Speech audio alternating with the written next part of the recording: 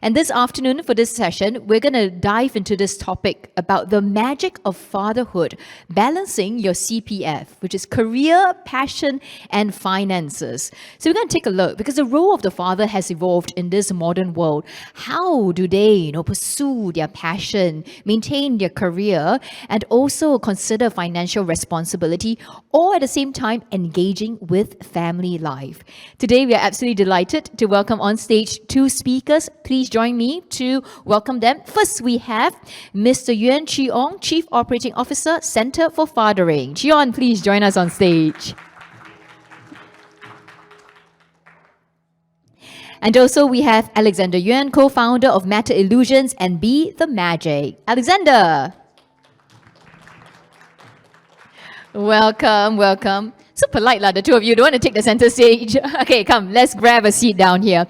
We're going to invite both of them to introduce themselves, and we're going to dive into the topic shortly. But first, we'd love for this to be an interactive session. So if you like to, there's still seats up front. You can move forward, and we're going to put up a QR code on screen. The intention of this QR code is to get you to log in, get into Menti, and if you have any questions along the way, please do not hesitate to ask both Chee and Alex here. They'll be more than happy to tackle any of the questions that you may have when it comes to fatherhood, when it comes to balancing, pursuing your passion career, as well as finances.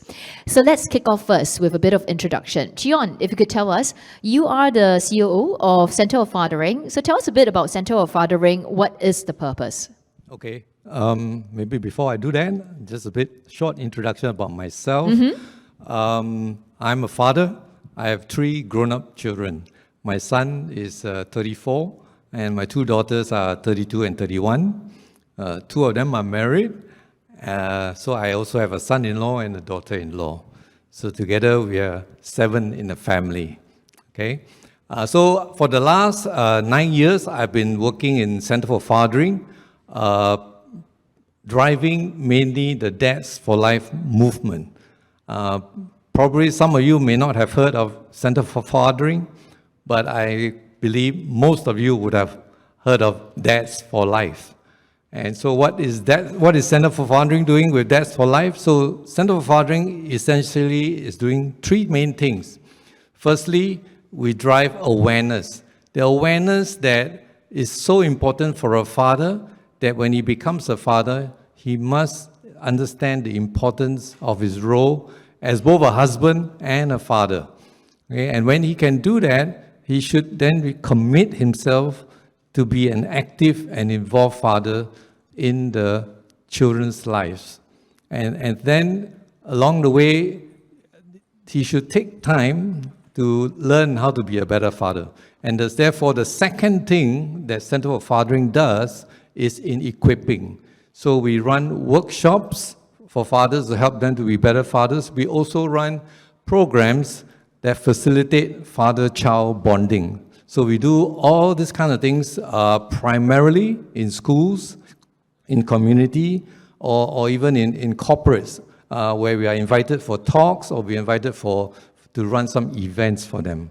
And the third thing that Center for Fathering does, which is probably less heard of, is to help men to realize that we can journey together as fathers. We don't need to do it alone. And too often, fathers, when we run into problems as a father, we think that it's only us. We are the only one with the problem. But actually, it's not true. Many of us do have different challenges and problems. And the best way for us to be able to overcome them is to come together as a community, as a group, to help support and encourage each other in the journey. So those are the 3 things that Center for Fathering does. Thank you very much, Chee, for giving us that overview. It's a little tribe, where you can lean into, reach out to, to equip yourself and also get advice around as well. Thank you. And we'll dive more into, some of the elements that you mentioned, especially what is the role of the father. But first, we have Alex. Alex, illusionist. Fair enough to say, everyone, we don't meet an illusionist often. These days. So tell us a bit about what you do, and of course, if there's some tips and tricks, of what is it being a father and illusionist, we'd love to learn from you later as well. Okay, so my name is Alexander. I am the co-founder of this company called Meta Illusions. And what we do is we produce, we are a magic production company. So me and my team, we perform magic at corporate events and private events as well. So one of the things that we do is we also teach magic. So we teach seniors magic. So we teach them how to perform magic, to make them agile, increase their motor skills and increase their confidence. And yeah, so actually that's basically what I do. So my work involves traveling around to perform my shows, as well as some administrative work as well.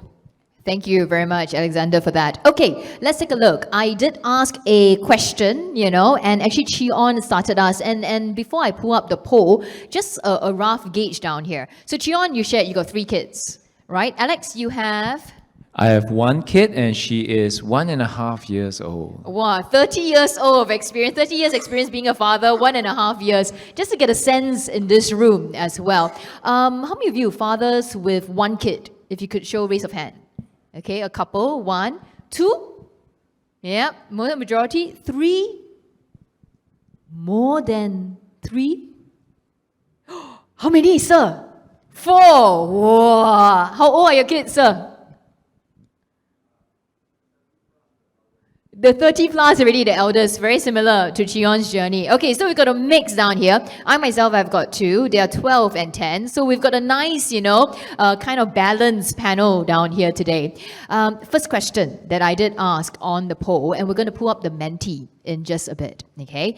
What is or are the roles of a father? We just wanted to get you thinking about it. So if you could please put the QR code again, first, just in case for those that just join us. So do get into Menti, and you can stay on because during this session as well, we'll be taking questions live, and we'll try to get through as many questions as we possibly can. But the first one, we just wanted to get us, thinking about the role of a father. What do you think the role of father is? Is it a provider, breadwinner, role model, protector, disciplinarian, friend, or carer? So there's some range I'm going to give you to just vote. And then after that, I will invite both Cheon and Alexander to give us, some thoughts about what we're seeing as well. Okay, just another 3 more seconds for you. So it looks like, quite balanced here, but the one that's really standing out is this idea of being a provider, protector, role model. Cheon, maybe I can come to you first, right? Today is about fatherhood. What does being a father mean to you? Well, being a father means many, many things. Yes, quite rightly, you are the provider. I'm the provider. I'm also a role model. I'm the protector. And basically all this, and actually even more. Even more. The trouble is, I think most of us just veer towards 1 or 2 and forget about the rest. Yeah, so being a father is, for me, the most challenging, but at the same time, the most rewarding job I ever have. And it's the only job that I will have for life, right? Which is why we run the movement called Dads for Life, all right? I can change my job, I can change my career, I can change whatever, I can stop working, but I will always be a father. And that's important to understand. Therefore, it is really the most important role that we can have as a man and a husband and a father. Right? And so we try to encourage men to realize that that will be the most important role we will ever play, and therefore it's incumbent upon us to try and do our best, firstly to love and nurture our children, and then to provide for them, and to let them know that they are loved and cared for. Sometimes we do a lot of things for them, but our children don't even know that that's why we're doing it for. And so these are things we try and help men to understand. That is so important. It's a lifelong thing, and it will probably pay the best dividends in the long run. It's a privilege to have that role. And I think sometimes it reminds us it's not that you have to be a father, but more like you get to be a father as well. How about you, Alex? Oh, magic of fatherhood. What does being a father mean to you? So my first child and first and only child is a daughter. So I think it's very important as a father to be a good role model and to be a provider and caretaker of my child. Because, as cliche as it sounds, you being a father is the first positive relationship that your daughter has. Even for a son, right? But more so for daughters. The first positive relationship that your daughter can have is with her dad. So a lot of times when I think about what a father means, is more than just like providing for the family. It's also about like being responsible and guiding your child to the right values, and hopefully she will turn out right and find a good person and all that. So she can think like, okay, I want to be treated the way Papa treats her. Then she will find a man who is hopefully a bit more positive and less toxic traits. Yeah, so that's my thought. Like, I always remind myself, like, I have to be that role model. Like, do I want my son-in-law to be like me? So, I need to set that example, set that expectation for her. It's that first interaction of a male figure. Yeah, as well. Let's talk a bit about this role of father, how it's evolved, being a new father, and of course you had your own dad as well, Alexander. How do you think the role of father has evolved, as time has passed? And after that, I'll go to Chee for that. So I think quite interestingly, like when I look at the polls, the concept of like the provider, the breadwinner is still very high.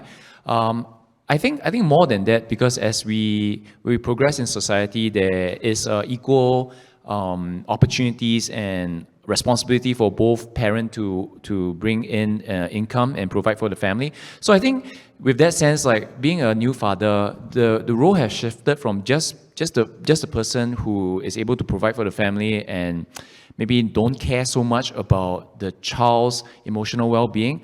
And you look at now, like I take it upon myself to make sure that my kid is okay, talk to the child, make sure that, she understands things. So I am there for her when she needs me to, more than just being the person who puts food on the table. The emotional needs, what I'm hearing as well. I think in the past, and this is something that me and my husband have conversations around as well. My dad, his dad, is all about providing, food on the table. But times were different as well. I mean, different times that we were struggling with food on the table. Whereas now, my husband will have conversations with both my daughter and son and talk about how are you feeling. I mean, the words emotions, feelings come into play that perhaps even myself to my dad is not something that we have conversations around. It's like, how are you? Yeah, good. Okay, good. That's it. That's all we had. At least that was my relationship with my dad. Chee, what do you think? How has the role of father evolved? In our opinion, actually, the roles of fathers has always been there, but just that it's probably been overlooked, and fathers were not aware that that's the role that they needed to play. And so the focus was almost entirely on providing. Of course, circumstances were challenging, and I guess survival was important back then. So the focus was there. And I think it was just awareness. So I think the point now is that more fathers are aware that they need to play different roles. And in fact, their roles actually is equally important to the mother. It used to be that men think that, okay, the mother can take care of the children and I can do my thing. All right? But the truth and the reality and research has borne out is that the child needs both the input of the mother and the father to have the best chance of development. So research has shown that if the father is actively involved, they will have less delinquency, there's juvenile problems, and academic results are also better. So it's not just a negative effect, it's a positive impact is also enhanced. So that's why it's important that men needs to understand, fathers needs to understand that their role is equally important as the mother in raising up the child.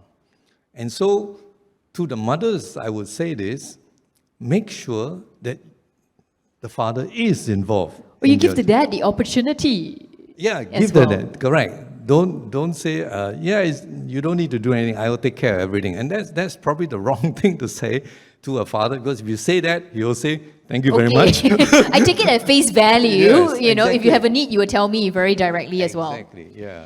You know, it's so interesting that you mentioned that. I remembered when my kids were born, and they were younger then, so maybe it's closer to you.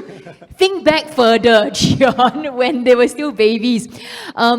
And I remembered, right, I was extremely, controlling. I wanted certain things to be done a particular way. How the baby was bathed, for example, how you put the baby to sleep. And a very wise mother told me, she said, Jack, if you insist on doing it this way, right, you are depriving, the husband as well, for allowing him to explore what is it like being a father. So that's also a good reminder. But then I guess flip it as well. Fathers can also say, hey, I've got to ask down here is how can I be more active in this space? As a young father, how is that split between you and your wife? I think there's no like formal splitting. So me and my wife, we do what is needed. So we will change the diapers. We will shower. Okay, so for showering, like I will shower my newborn when she was first born because my palms are bigger, right? So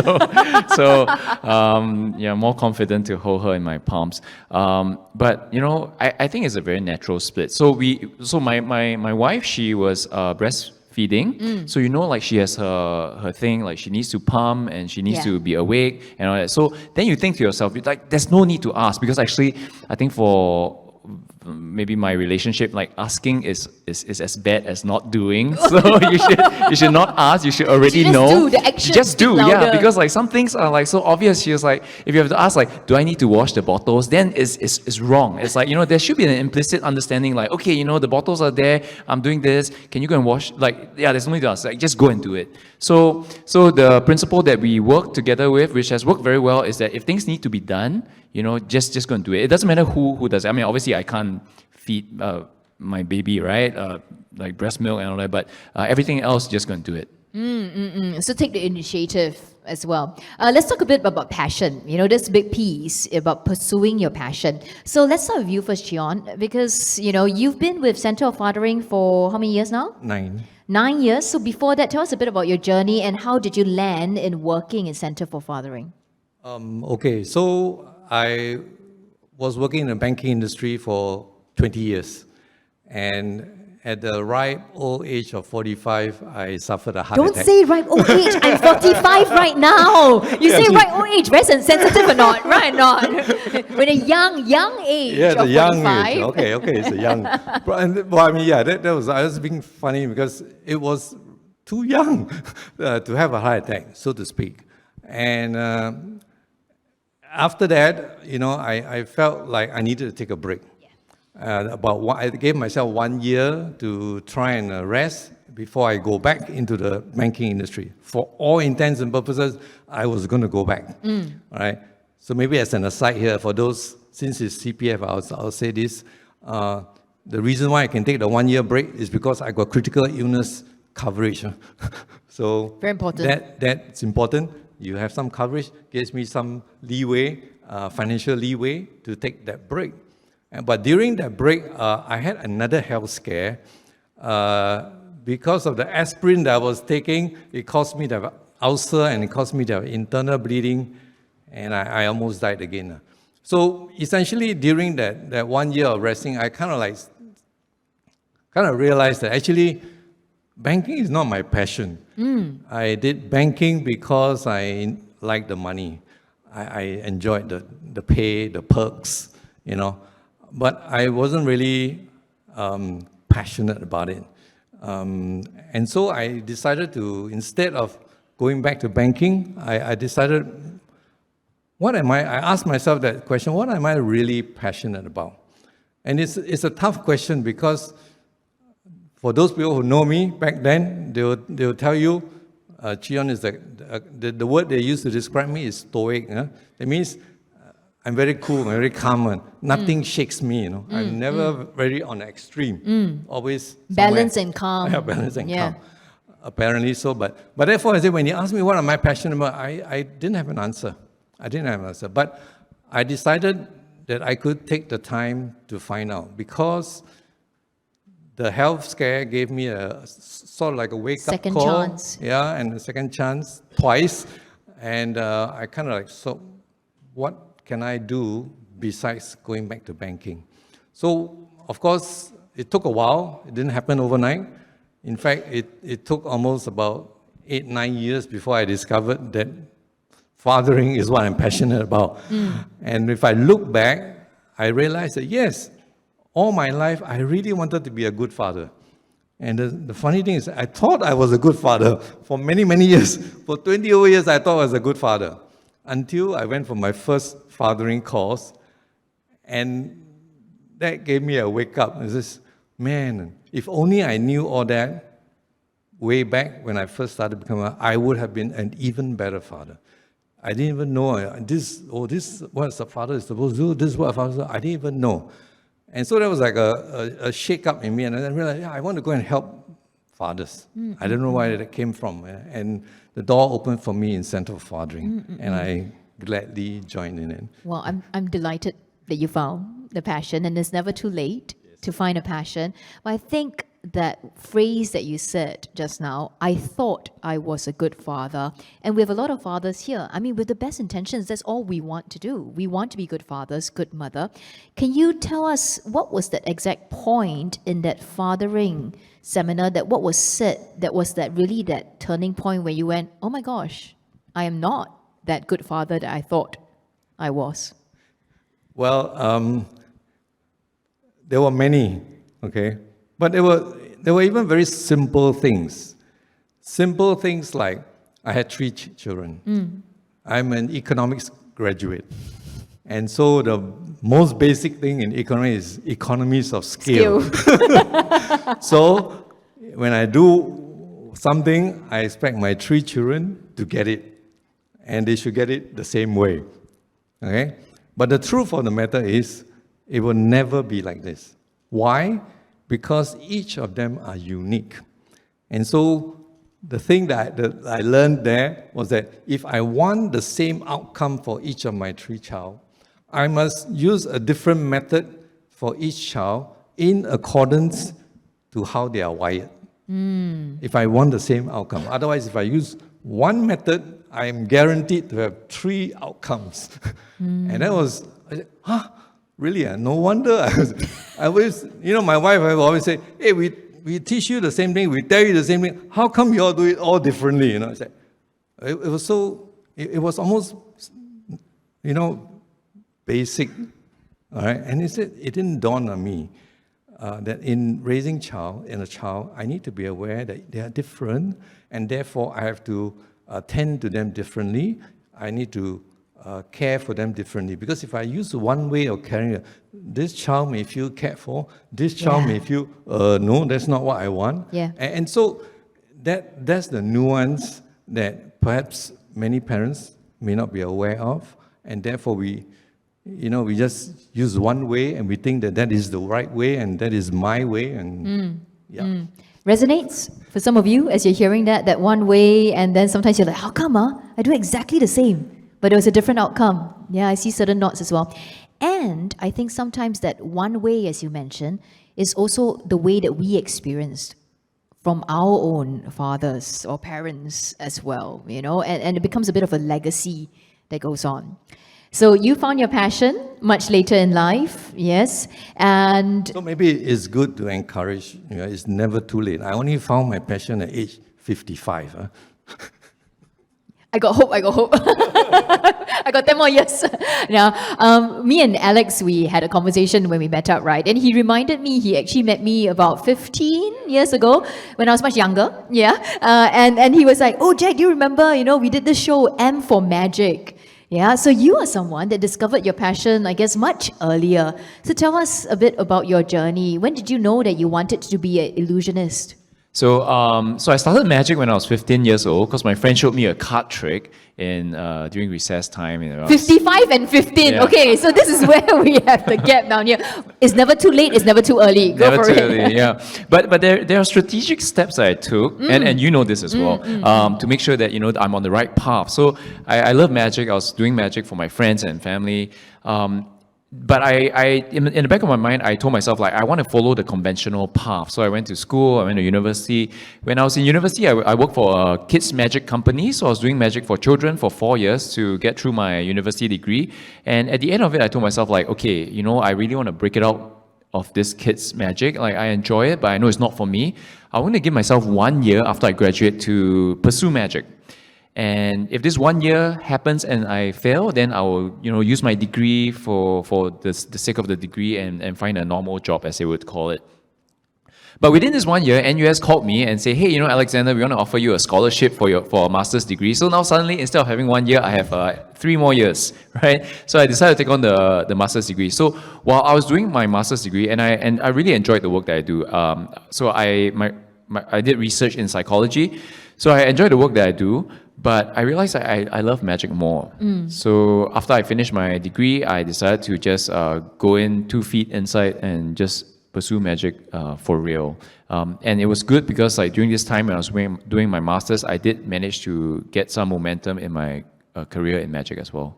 It's so funny when we're talking, right? Me and Alex, we do have very similar journey as well. So also studied in NUS. I studied business, did my master's because also got scholarship because didn't want to work. Yeah, and then I found theatre and acting as well. And these days I do a lot of corporate training. I work with executive leaders. I'm an executive coach, trainer as well. And I always say this, right? It's kind of like I took the road less traveled. Did my master's and then jumped into the world of theatre.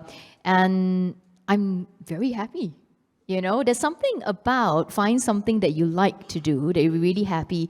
And then discovering, so I'm 45 and I've got girlfriends, right? They all started working. Banking, high flyers. They could buy a house way before I could buy anything as well. And now actually, out of the 7 of us, 6 of them have decided to either quit or leave their job because they realize that not happy. Yeah, and it's interesting. And then one of my girlfriends told me, and I've known them since I was 15. She said, Jack, you discovered something that we didn't earlier, right? And I'm saying that every path is different for everyone. But I think that's the intention of this, to help us to think about how can we balance it all. And is it even possible to strive for that as well? One of the questions that came in that I wanted to bring up was this. Someone was asking, which is, I would like to pursue my passion, because we've been talking about that. So either Chee-on or Alexander, you all can take this. But I've not done so because my current job pays me well. So could you advise whether I should pursue my passion in my younger years right now, or maybe just leave it to later? So because we've got 2 options here. So what do you all think? Yeah, we're going to put it out. So someone is like, okay, I want to, but yeah, the reality is my job pays me very well. How? Who would like to take this question first? I'll take it. So I think if your job pays you very well, it becomes harder and harder to leave the job, because to be really honest, once you get a job that's high paying, you are not just having your job, you're entering a different kind of lifestyle. So when you realize that, hey, I want to pursue my passion, it becomes increasingly hard. But it's not impossible, because there are ways where, if you know how to manage your time well, outside of your day job, you can still take small steps towards your passion. So for example, when I was still studying, I was doing my postgrad degree, I was, replying emails on my free time, and whatever free time I could do gigs, I would go and do it. So that's how I built my my passion into my work. And when I left, when I finished my degree, I could confidently say okay, I can step into the world of being a professional illusionist without having second thoughts about it. So I would say take small steps. Yeah, that's just my advice. And build yourself, a comfort zone where you can then step into it as well. How about you, Chee-on? Yeah, I would firstly say that please make sure that is your passion to begin with. And therefore, taking small steps is the right approach. Give yourself opportunities to engage in them so that you are clearer and more sure that is indeed your passion. And yeah, when the time is right, I think for many of us, the time will tell. It's almost like something will tell you, why am I doing this? Right? I'm not even interested in this. Or, you start dragging yourself to work, all right? Then the money doesn't interest you anymore. Those indicators will come sooner or later if what you're doing now is not your passion. Okay. All right, but give yourself time and chance and open yourself to opportunities to try it try out, it just to out. make sure. To try it out. It's Yeah. true. I have individuals where they say, oh, this is what I love to do, but then when they do it for work, and they went, oh, you know what? Don't really like it as much, when I have to do it for work. Let me leave it as a hobby. Yeah. I also say, like, it depends on your passion. Like, if you want to be a gymnast, right, then obviously starting early is A better. bit hard if you're 55 lah, to become a bit dangerous also. Yes. But if it's something that you can do a bit later, like calligraphy, or a senior professional golfer, then I think that's fine. You can withhold that and still do things on the side. But I think when it comes, like, for example, for me, right, like, I was very clear to myself, like, I don't think people want to see a frail old man performing on stage. So I decided, like, okay, I want to do this when I'm young. I still have the energy to carry my props and carry my things like that. So let's do it, and I'm here still. Okay, thank you for that. Keep the questions coming in. I'm just going to take one more question that we received. Chee, you talked about the role of the father these days, and either one of you, I think, can chime in on this as well. How different are the roles of father in today's digital phenomenon as compared to the previous era? Very rude, you asked him about this question on previous era, not Alexander. But in terms of the digital space these days, how has the role of a father evolved? What are some of the main concerns? Well, definitely it is more challenging. I grew up in a time where, you can go to a kampong and the whole kampong watch one TV, all right? But these days, it's right in your palm. So if you are you're not a father yet, if you become a parent, the advice is don't start your children on the devices too early. It is not advisable, all right? You like it or not, it's going to influence and condition the child to think and see the world in a certain way. And it may not be in tune. In fact, it's almost always not going to be in tune with what you are going to try and impart. But if you start them too early, it's a problem. But if you already have started them, then you need to learn how to manage it while they are still. Okay, let's say I'm talking about children below 12. I think there is still a chance to manage the use of devices. And so the problem is devices come in, it brings viewpoints, it brings things that you and that I never was exposed to as a child. And I was only exposed to them as an adult, and therefore I was able to process them better. But if you expose a lot of these things to children when they're so young, they're not even able to process it yet, it is a challenge. So having to navigate these challenges, I think I cannot adequately address this here. Okay, that's what I mean. Parents, fathers, you need to invest your time into courses or training that will equip you better to how to manage these challenges that are being faced today. It wasn't faced last time, but today they are. And you don't equip yourself to manage this, I can almost guarantee most of the time we will tend to lose the battle. Okay? Can I add? Yes, please. So actually, my young kid, right? Like, even when she was 1 year old, she's like addicted to taking our phones. Like, even though we never show her anything in our phone, she will just try to grab the phone. And then we realize it's actually not so much of the things that she sees on the screen, because we don't show her, she doesn't have any screen time. But what we realize is when we interact with her and then suddenly we take out our phone, we always She want to check sees our phone. She you. sees the phone Yes, and she's like, exactly. okay, I want to touch and feel what this is. So, I mean, to add on like what you say, it's not adequate just to manage their screen time. Like, even as parents, when the kids are very young, you have to manage your own screen time when you're interacting with the child. If not, they're just going to be addicted to the phone as well. Is that back to that role model piece again as well, right? Like, when we wanted to get the kids reading more again, me and my husband, we said that, hey, we have to really physically be seated there, taking out a book and read as well, yeah? I mean, or Kindle or whatever you would, but we chose physical book because that's one thing that we wanted to inculcate in the kids, and you have to do it yourself as well, because guess what? Like, you are their first model Yeah, they will pick it up from you. Let's talk a bit about this passion thing again, because Alex, you are someone with a not so typical, career choice. Yeah. Well, were there any like pressure from the family, from your partner, especially when you step into the world of fatherhood as well? Give us a bit of sense. So my parents were actually not supportive of my career because to them, Same. all right, they should attend your fatherhood course. as well, Yes, I agree. Because both my siblings became lawyer after me. So they're not supportive, but I think one way that I managed them was to earn enough and give them, or actually even when I wasn't earning enough, I made sure I gave them allowance because I think they want to feel like, okay, you can stand on your own 2 feet and to be able to do this yourself. So that kind of gave them a bit of peace of mind. But it did get a bit aggravated when I was doing my master's. My dad actually told me straight away, like, why are you wasting your time? Why are you doing your master's degree? Why are you wasting this degree? But I guess it's really like in the back of their minds, it's like they're just really concerned about your well-being, thinking like, are you going to be able to make it?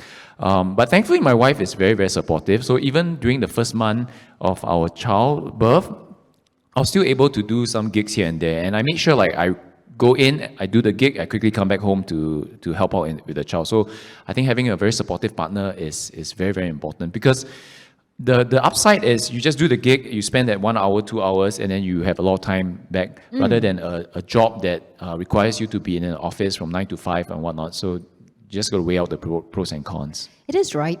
Having a very gig kind of work, right? It does give you the autonomy to decide what you want to say yes and what you want to say no to, which then gives you that flexibility to spend with your kid as well.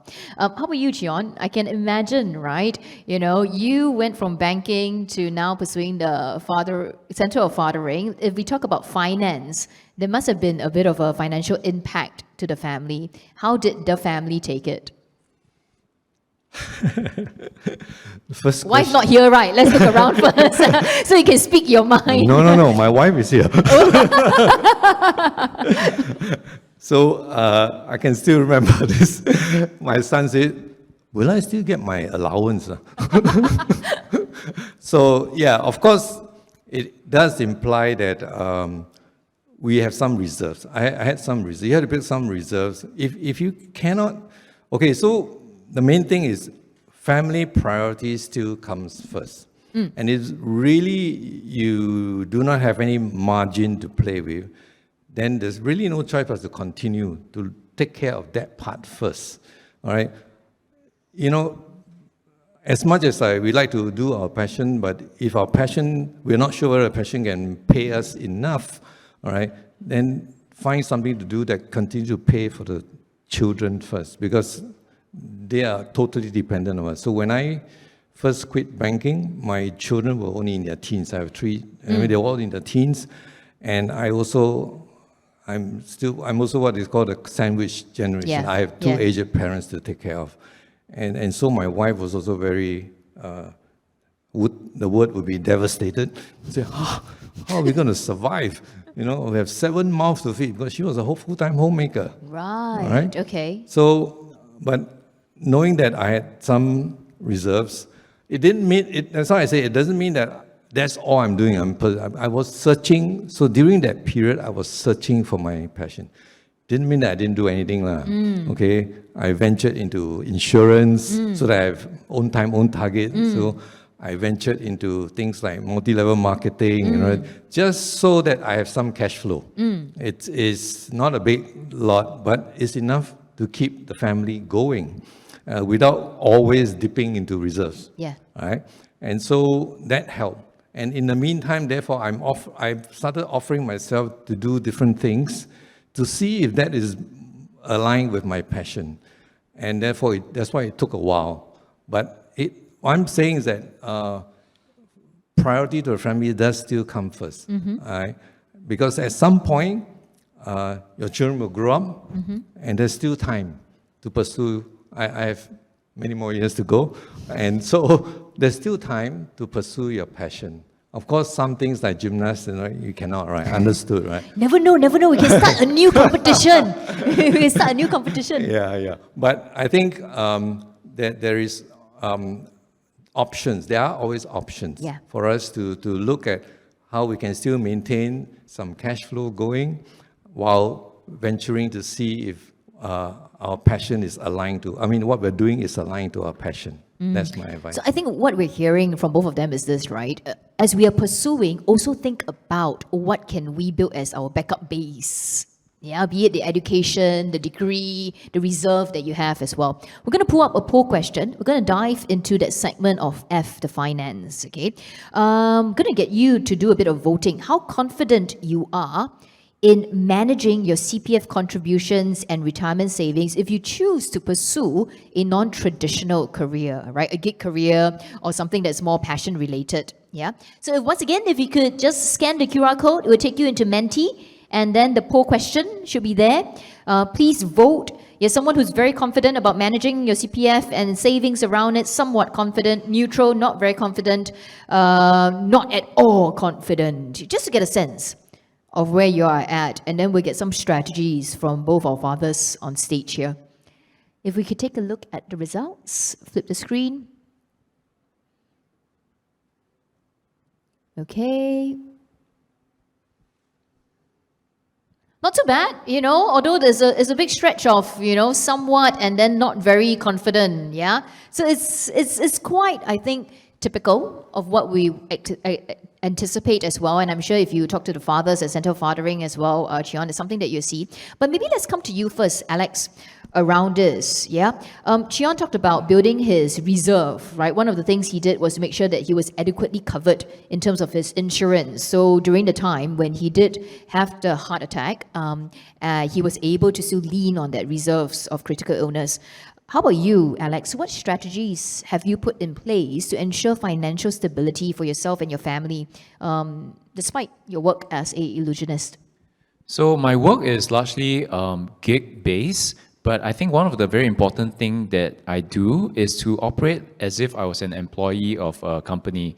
So what this means is my company, so I manage and run this company. So with this company, I draw the salary based on the gig that I do. Okay. And there is a CPF contribution factor for that as well. So you apportion. So Yes. if you let's just give a number so it's easier for all of us to envision. So let's just say if your gig is, what's a good round number, like 10,000 or something like that? I wish. Maybe 1,000. Okay, for example. 1,000. 1,000, right? Yes. Okay, so if it's $1,000, then I would set aside, like in the company's perspective, so even if you're operating as a freelancer, you don't take that $1,000 and put it in your pocket and spend it. Okay. So you would partition like 50% to the company. So this is for like your personal growth as a freelancer. Yeah. Maybe you want to improve your equipment, upgrade your equipment, or go for courses to skill yourself. You don't have to worry about that. And out of the 50%, right, you apply that 50% in the normal CPF method.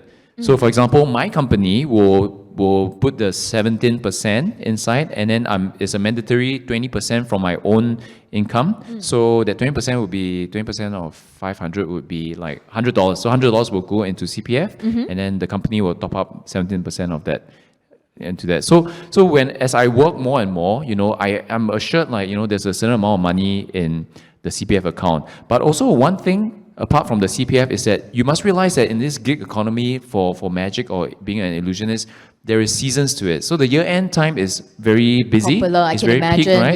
Yeah. So of course, that's great. But the point of this peak season is not so much that you can earn a lot and spend a lot and all that, is to tide you through the lull periods, maybe like the first half of the year, they tend to be a bit slower. So you always know that there's some money that will tide you through the next year.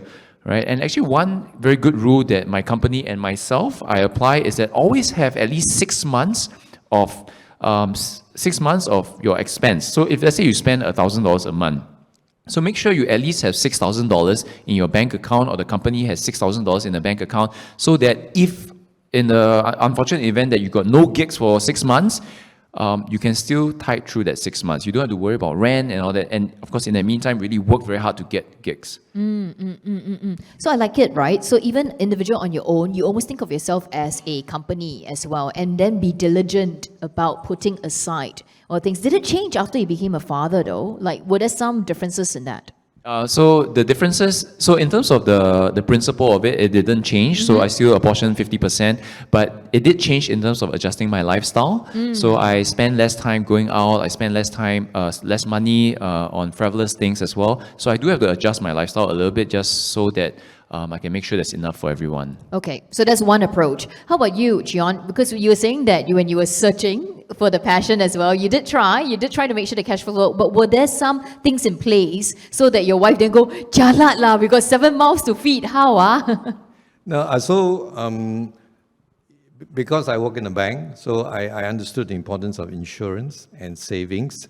And so it started when I already started working, so I started saving things like that.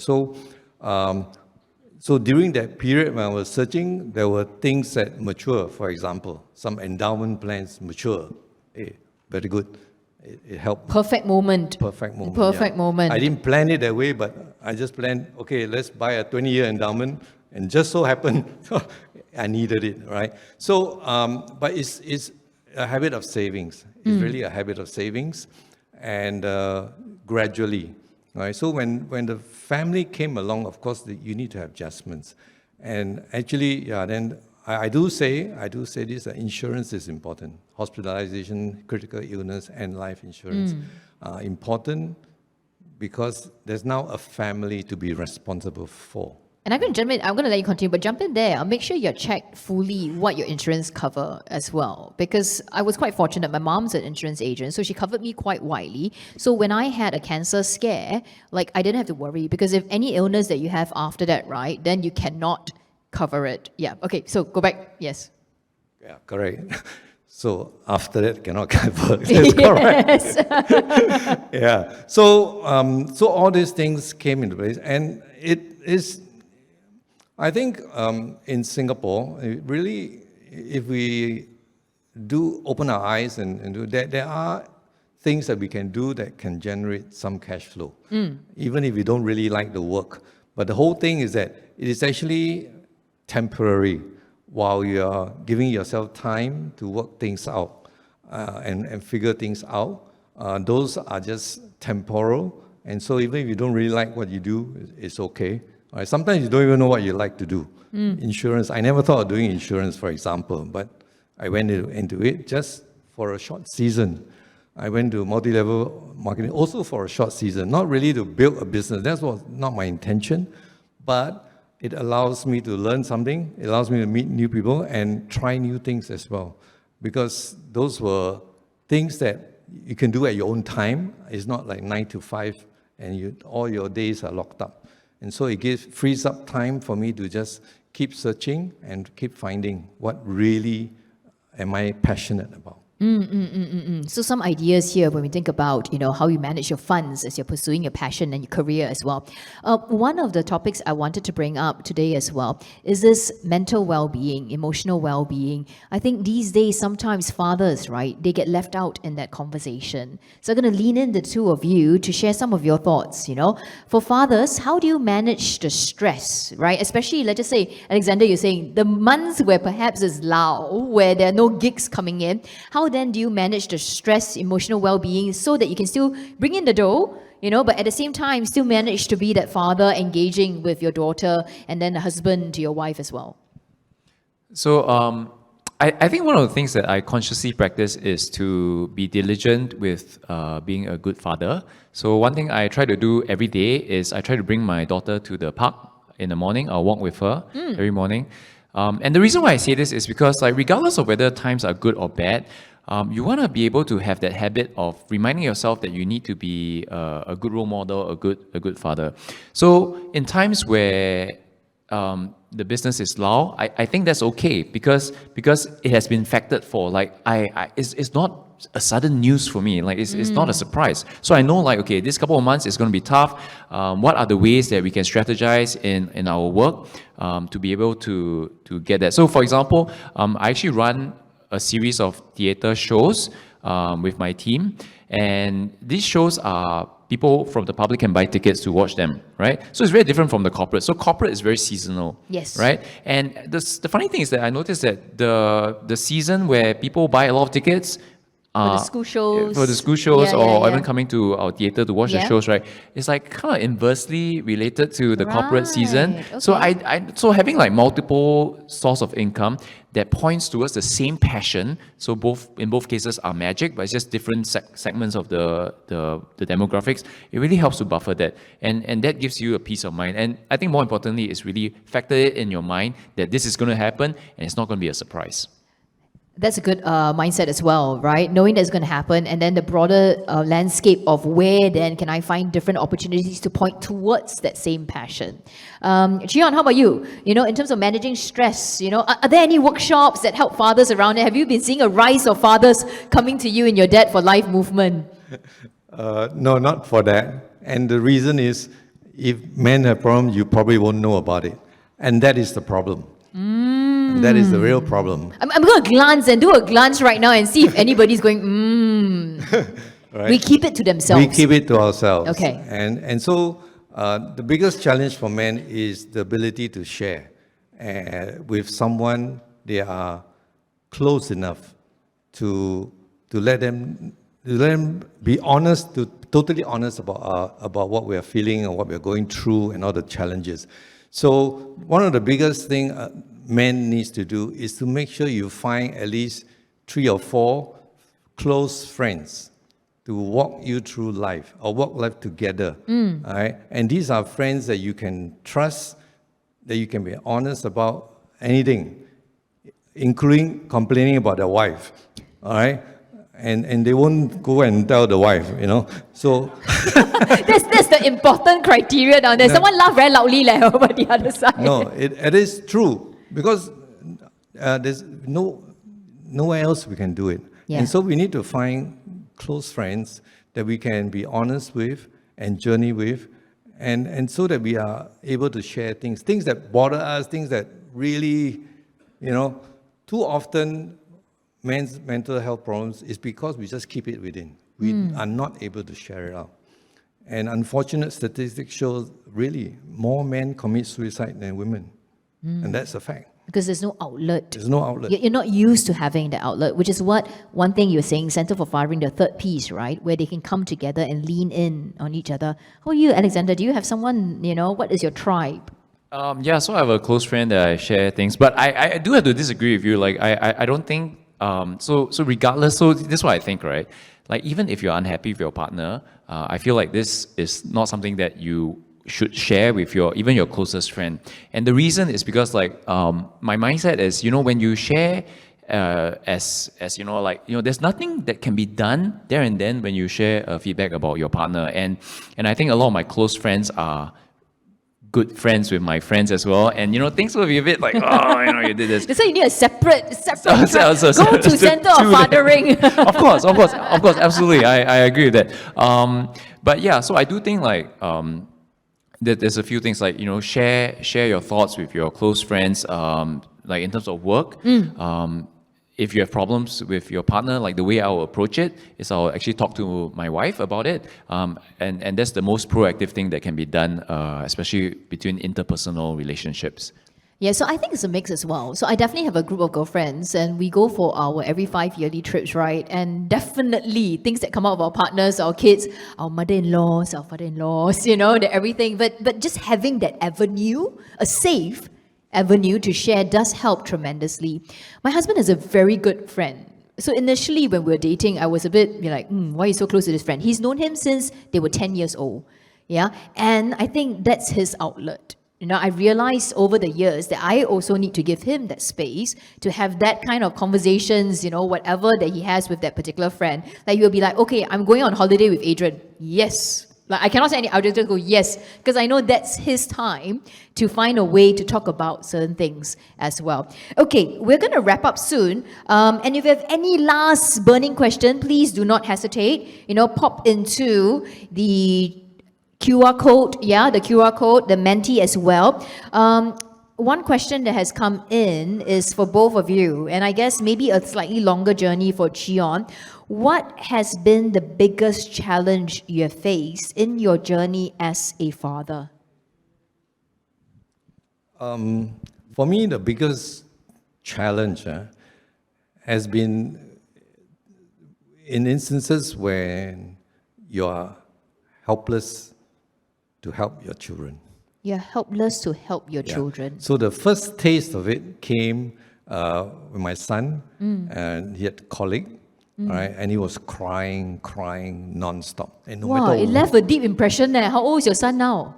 my son is 34 now, Wow, it left a deep impression. Okay, so right? So, and no matter what we do, he's still crying. So we are first-time parents that really, it was a terrible feeling that you don't know what to do. Yeah. Right? Thankfully, finally, we figured it out. We bring him out for a car ride, and he falls asleep. I hear fathers laughing. It's like, oh, yep, familiar. Yeah. Yes. So that feeling of helplessness for me was the biggest challenge. And there are times, therefore, when they are growing up, and they're going through things they're not willing to share with you. And you are helpless to help them. That, for me, as a father, has been the biggest challenge. Okay. Alex, I know 1.5 years only. Yeah, but actually it's very similar. So my baby, I remember when she was about 8 months old, I had to do a show in India. So I was gone for a while, like 2 days, like make sure I fly in, fly back, right? But when I came back then, she wasn't very warm to me. And it's just like very sad. And it gets in your mind, right? Like for me, I tend to overthink things. So it's just getting in my mind, oh, like she will always call for mama, but hey, like for the past 8 months, I've been there for you. And it was a very dangerous thought because you can get into a slippery slope, like, okay, you know what, since you don't call me anymore, you don't acknowledge me, I'm just not going to care about you. And that's a problem, right? So I had to make sure, like, okay, and that was the point where I decided to take her for a walk every morning because I must commit to myself. Like, even when I feel like she doesn't love me that much, I want to make sure that I still fulfill my duties, I still spend time with her. And of course, that brought the relationship back. So that was really tough, actually. Thank you. We just add to that. Yes. So it's helpful to know, as fathers, right, seasons of life. All right, in a child's life, the earliest first few years is what we call the mother impact years. The mother is the most important person in a child's life. It doesn't mean that the father is not important. So the father must take care of the wife and make sure that she is in good shape for the child, and that is the teamwork that you get. But then when he gets into the primary school years, we call it the father impact years. And that's when you really need to step up and be really present for the child, right? Then after that comes what we call the teen impact years. Their friends becomes number one. And you need to know how to pull back a little bit, but stay in touch. All right, so these are just simple things that you can learn. From the causes, is it? Yeah, of course. Well, what other resources do we have? You know, to make sure we arm any of the fathers here. What other resources can they lean into at Center of Fathering if they're interested to find out more information? I mean, our website will show you all the causes that we run for deeper impact. But there are also simple things that we do to create awareness. We have Father's Day event. We have what we call Eat With Your Family Day. We encourage employers to release their employees early so that they can go home and have a family meal. We have something called Back to School with Dad. So especially for transitional years, so when you get into P1, we actually encourage dads to bring their child to the school and drop a note of encouragement into the bag of the child. So simple things like that to help you. And we run simple father-child bonding programs like what we call Breakfast with Dad, Adventure with Dad, and things like that. So, you know, because many fathers, I mean, my generation in particular, we don't really know how to communicate very well. We don't communicate well. The younger generation is a little bit better, and I think Alex sounds like you're doing well, very good, all right? But still, many still do struggle with it, and therefore we create opportunities for the bonding to take place, for the conversations to take place. I like that. My husband, right, will unintentionally, right, but he had this little habit. When he signs anything from school, he'll put a little smiley face down there. You know, and I think it's just little things like that just keeps the connection as well. We talked about workshops, you know, for Center of Fathering. How about, Alex, any workshops, you know, that now that you're a father, you're thinking, wait a second, I can bring in, because you say you run a lot for the older folks as well. Anything that you're thinking along this line, or if anyone is interested, what workshops do you have? Actually, none at the moment. I think I've We've got something next for you. Yeah. Father-child kind father of workshop. child, yeah, maybe. But I think in terms of like being a dad, I don't think like I'm very qualified to share my expertise at this point of time. So, but if it's magic and watching good magic, of course, check out our website, Theatre of Wonder. You can watch like many shows there. Yeah, watch it together with the kids as well. Yeah, yeah, Right? That's exactly. a brilliant. Yeah, that's bring a your brilliant kids to the moment. show as well. One Yeah. of my first memories, my dad bringing me to watch David Copperfield. I was like, oh, this is amazing. Yeah. We're going to wrap up soon. For both of you, just one tip. Maybe, Cheon, if you want to speak to the younger fathers out here, what's one tip that you have for them? And Alex, what is one tip that you have for the fathers here as well? Go for it, Cheon. So I would reiterate what I have said earlier, that being a father is a lifelong thing, and we never stop, okay? And so because of that, we need to invest in it as soon as our children comes. And we cannot say, never mind later, I can do it later, because they grow up very fast. And if we lose especially the first 12 years of their lives, then when they get into a teenager, that's when you will struggle a lot, all right? And so if you do it right, at least for the first 12 years, and invest enough time, energy, effort to love them and to learn about how to connect with them well, then the rest of it becomes easier. They always say the days are long and the years are short when it comes to parenthood. Okay, Alex. I think the one tip is just make an effort to always be with your child and do things with your child, because I think as fathers, it can be quite easy to say, okay, mama's going to take care of, like my wife's going to take care of everything, I'm just going to take the back seat. So even when you don't feel like it, do it, because you will start to enjoy it more and more. And I really enjoy being a father. Thank you very much. Ladies and gentlemen, please join me to thank Alexander as well as Cheon for sharing, both about the quality of time and the quantity of time to spend with your kids to build this relationship. Thank you all. We do have feedback, if you could, again, we're going to pull up the QR code. We'd love to get your feedback. Some of your thoughts about, how you enjoyed the session, as well as what else can we do differently? What other topics are you interested in, so that we can better evolve and curate sessions for you? When we talk about how can you prepare yourself for fatherhood, as well as managing finances and balancing your career, passion, and family. So thank you all for taking some time with me. Thank you very much again, Cheon. Thank you very much again, Alex. Thank you for joining us.